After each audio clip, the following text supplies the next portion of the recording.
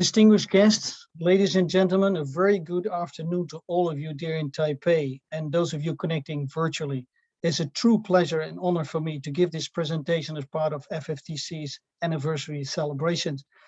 The achievements of this institution over the last 50 years are truly impressive. Congratulations to Dr. Susan Chang, FFTC Director, and the entire staff on reaching this milestone. And I wish FFTC many, many more impactful years to come. Ladies and gentlemen, when one reaches 50 years, it's time to look back. And that's what I'm trying to do on this slide, looking at cereal production from the 1960s to about 2018, data from Our World in Data. And you see that cereal production jumped by more than 200% compared to the 60s, and mostly driven by increases in cereal yield and very little through expansion in land use, as you can see on this slide. And this all vastly outpaced population growth. And this is, of course, known as the Green Revolution, based on irrigation, improved seed, fertilizer, pesticides, clearly avoided famine. But what is less well known is that it also spared 13 million square kilometers of land from being brought into cultivation, with a clear net mitigation effect on greenhouse gas emissions to the tune of about 161 gigaton of carbon. And 13 million square kilometers of land, that's the equivalent of Europe and Mexico. So that's a huge chunk of land spared from being brought into cultivation. This success of the Green Revolution is not seen everywhere, particularly not in sub-Saharan Africa, unfortunately. You can see this on the slide. On the y-axis, cereal yield, on the x-axis, land under cereal production. East Asia and Pacific just focus on that. Their yield jumped tripled basically from the 1960s to 2014, whereas only 20% more land was needed. Whereas in sub-Saharan Africa, yield increased only by about 70%, and more than twice the amount of land was needed for gains in production in sub-Saharan Africa. This, of course, because sub-Saharan Africa is mostly rain-fed, lacks improved seed, lacks fertilizer. Fertilizer use in sub-Saharan Africa is about 14 kilo per hectare. In East Asia, it's more like 300 kilo per hectare. Huge difference there. And this all means that sub-Saharan Africa is importing lots of foods, and the import bill there shows that $35 billion money that could be used to produce food in the continent and provide employment, of course, for many people. Yeah, success there at global scale, but not everywhere. But still, I think now people realize that our food systems are starting to really fail planetary health. They account for 26% of greenhouse gas emissions, take up 50% of habitable land, cause 70% of biodiversity loss, use up to 70% of fresh water, pollution, of course, of soils and groundwater, surface water. A third of food is lost or wasted because food systems are basically linear. We take, we produce, we consume, and we discard, rather than think of ways to reuse, recycle, and reduce the external inputs used in our food systems. So lots of work there, obviously. Food systems are also failing human health. 3 billion people suffer from poor quality diets. That means either they consume too many calories and fats, too few micronutrients, or both. 25% of children under the age of 5 are stunted, and this means that these kids will not grow up to their full physical and mental potential. And overweight and obesity are becoming a really enormous public health problem. These are data I borrowed from Roy Steiner from the Rockefeller Foundation. He found out that the cost of diabetes in East Asia and Pacific region is about $321 billion in 2015 alone, and this figure will double in the next 15 years if nothing is done. If you look at avoidable deaths worldwide, dietary risks tops causes of avoidable deaths before, for example, tobacco and air pollution. So yes, we need much greener, much healthier, more resilient food systems. That is pretty obvious also from the UN Food Systems Summit. but already the Eat Lancet Commission in 2019 made the case. 37 leading scientists from 16 countries looked into universal scientific targets for the food system. And one major conclusion was that we really need to work on a substantial dietary shift, and global consumption of fruits, vegetables, nuts, and legumes will have to double, and consumption of foods such as red meat and sugar will have to be reduced by more than 50% to move people's diets in a healthier direction. And this will also help in terms of environmental footprint, obviously. Talking about environmental indicators, the Eat Lancet report uses 6 indicators: greenhouse gas emissions, cropland use, water use, nitrogen application, phosphor application, and biodiversity loss. And looking at the baseline in 2010, you can see already that 3 out of these 6 indicators are already in the red. So if you look at 2050, what we can do in terms of production, waste, and dietary choices, business as usual in production and diet, and food waste would just make everything red, basically, except one on water use. What can we do about that? Well, a dietary shift towards more plant-based food and less animal-based food would clearly help in terms of greenhouse gas emissions. You see that indicators turning green, but not with the other indicators.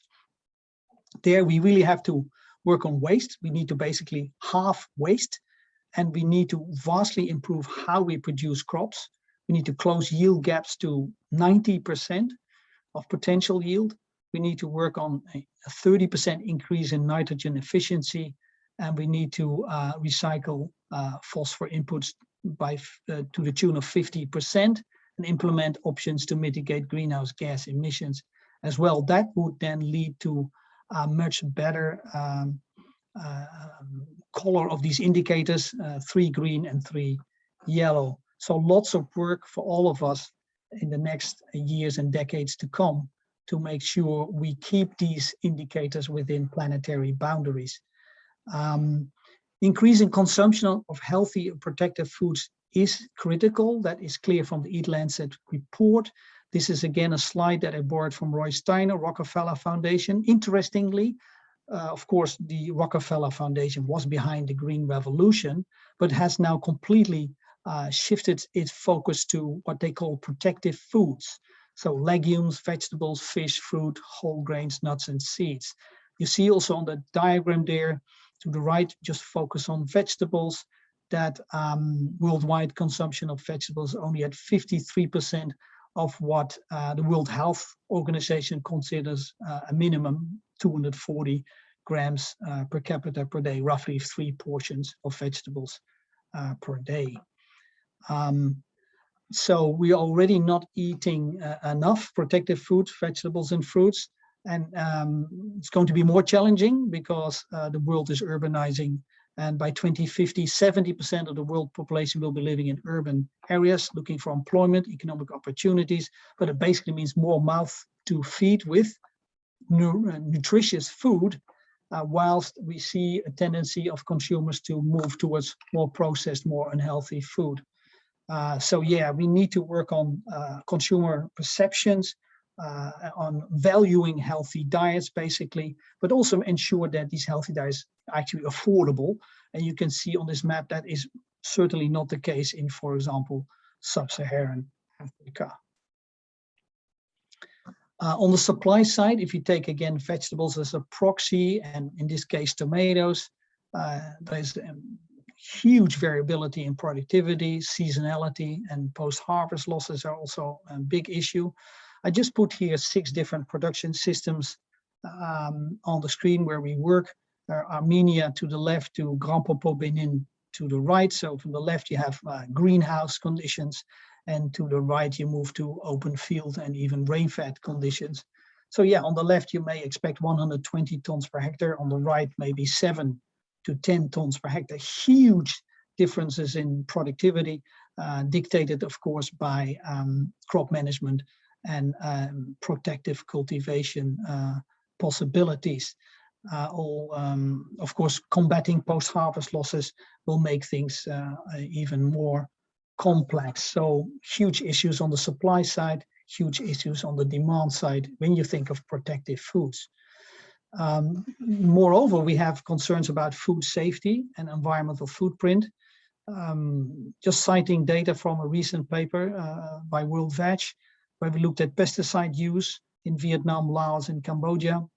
And pesticide overuse was basically a problem for all farmers we worked with in Vietnam, 3/4 of farmers we worked with in Laos, and about 60% of farmers in Cambodia. And a life cycle analysis reported by French researchers in 2017 showed huge environmental issues in urban tomato production in Benin, in West Africa, particularly related to pesticide use, where we saw pesticides actually meant for cotton being used in vegetables and vegetable systems, and also excess application of nitrogen and phosphor fertilizers. Yeah, we need to really work on healthier and greener food systems. And I think this diagram from the high-level panel of experts is very useful. It depicts the food systems in a systematic way, basically looking at 3 components: food supply chains, food environments, and consumer behavior. And different drivers act upon these food supply chains, food environments, and consumer behavior, leading to dietary choices that will have an effect on nutrition and health, on socioeconomic status of farmers or other value chain actors, and also environmental footprint, of course. And we can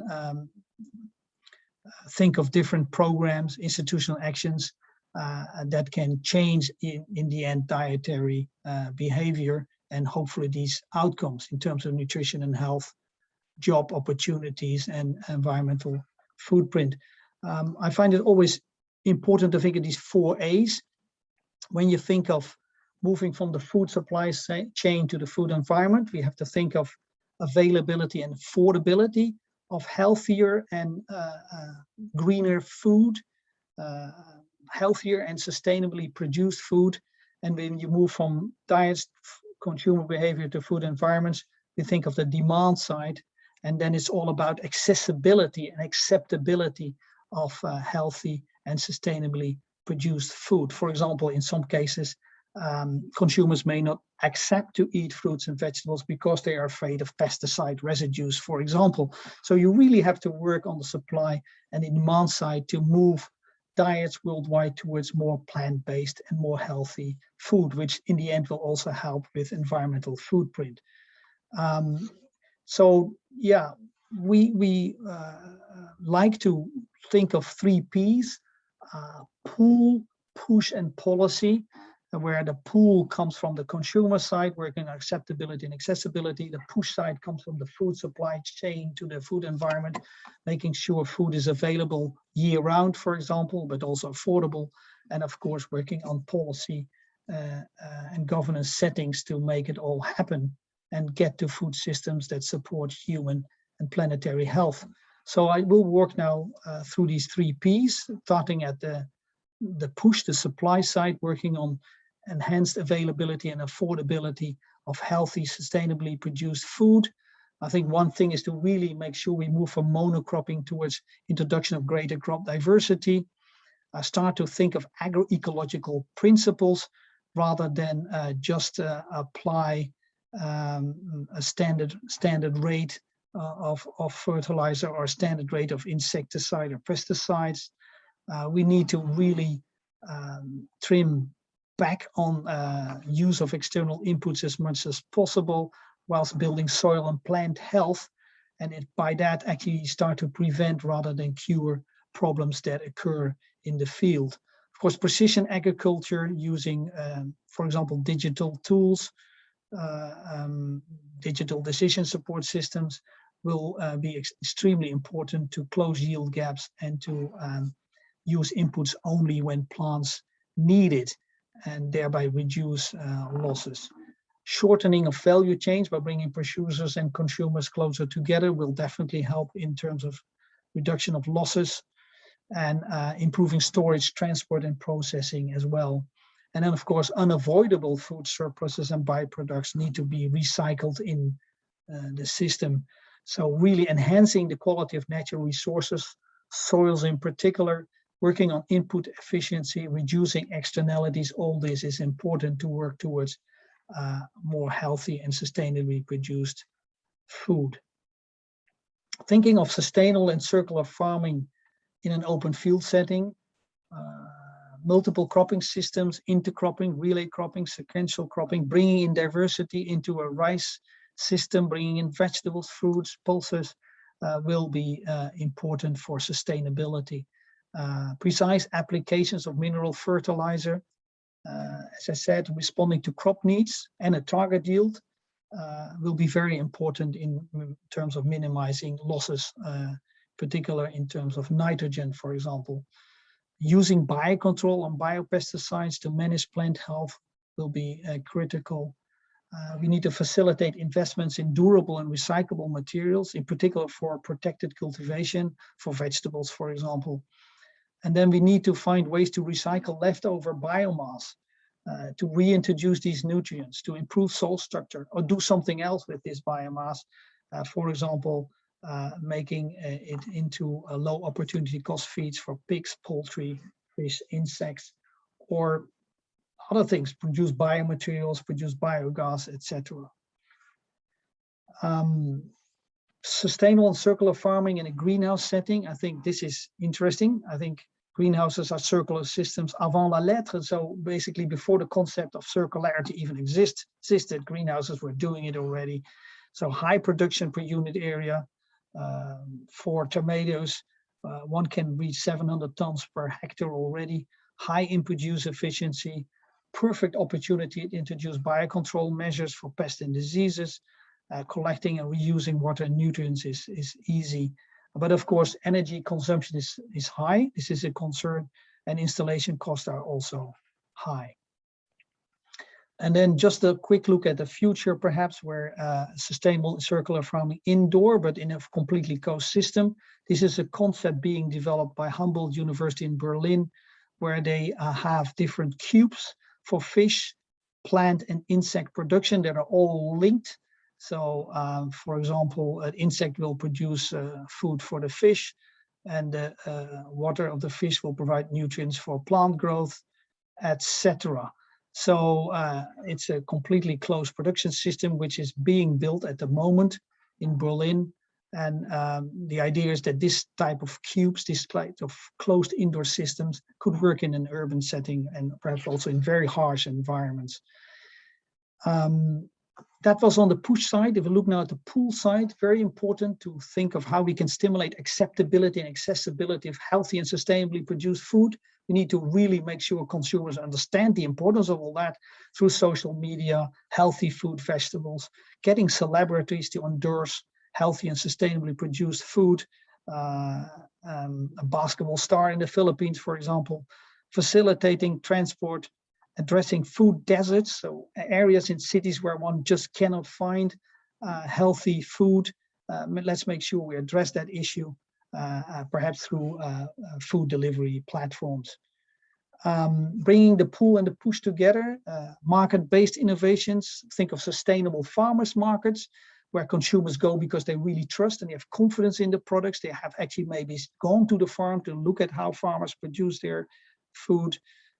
More direct food delivery to cut back on losses and storage issues, and perhaps also establishing a food communities in the cities to really make people aware in the city of the importance of eating healthy and sustainably produced food, and to connect places of production with places of consumption.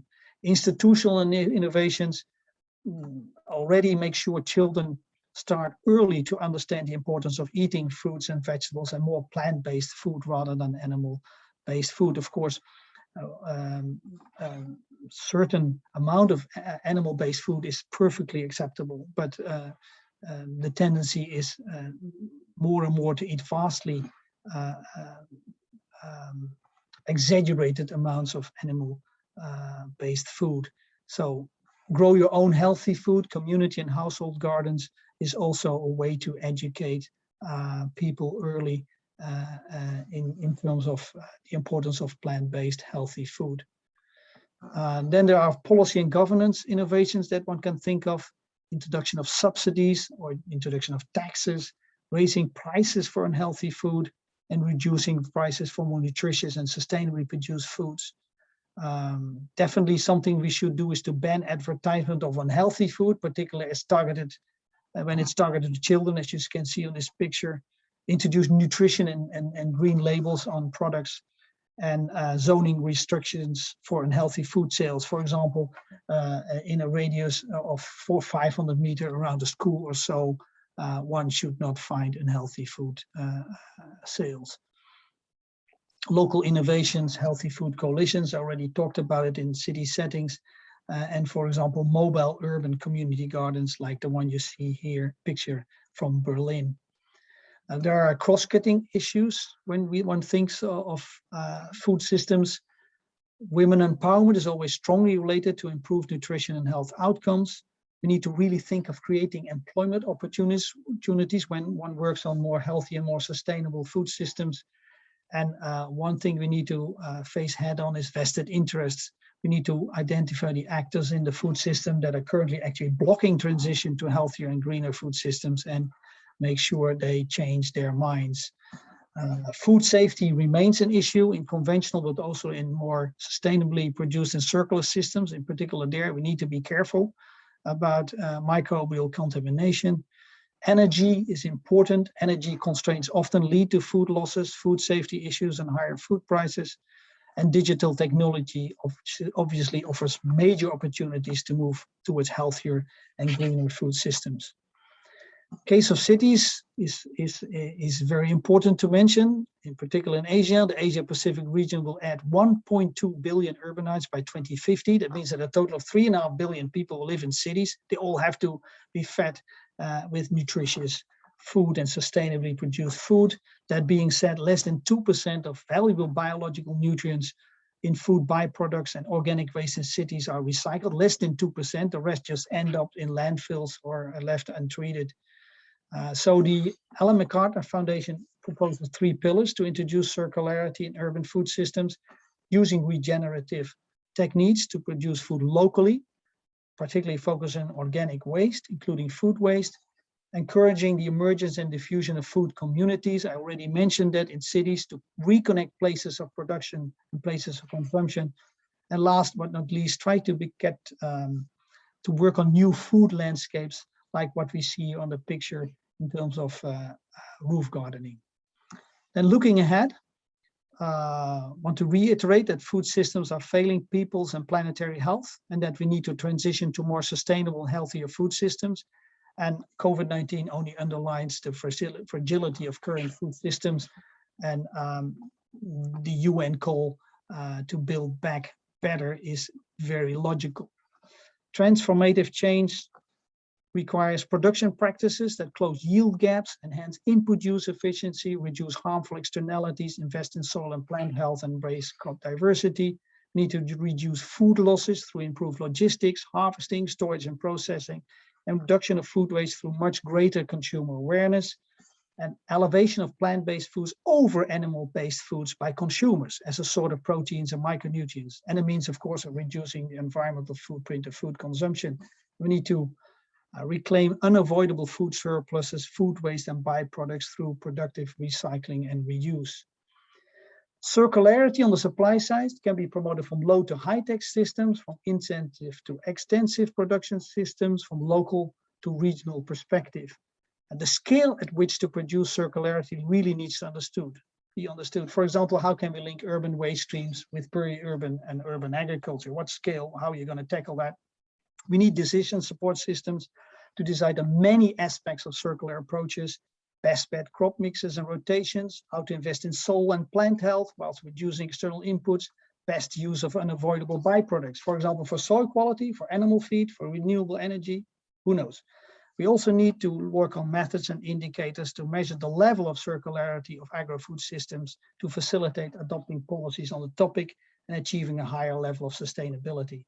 Basically, promoting circular and sustainable systems depends on the consumers, the food environment, the supply chain, and the policies, the push policy framework I talked about. And ultimately, it will require fair prices for farmers, and consumers need to value food much more in terms of health benefits and how it was produced.